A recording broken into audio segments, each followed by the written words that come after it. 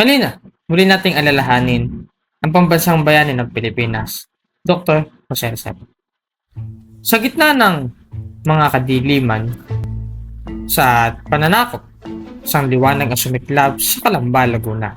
Si Jose Rizal, isang batang namulat sa hirap ng kanyang mga kababayan.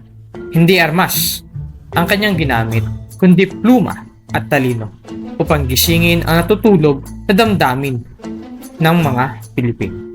Sa pamamagitan nun, naunawaan natin ang mga bagay at katotohanan para sa ating bansa. Sa kanyang mga nobelang No Limitang Hiri at El Filibusterismo, pinakita ni Rizal ang kanser ng lipunan. Ang kanyang mga salita ay nagsilbing salamin ng ating pagkakakilanlan. Pinakita niya na ang tunay na kalayaan ay nagsisimula sa panahon at pag-ibig sa sariling bayan. Ngunit bakit pa ba natin siya kailangan kilalanin sa panahon ng New Generation o AI? Dahil si Rizal ang unang influencer ng katotohanan. Sabi niya sa kanyang mga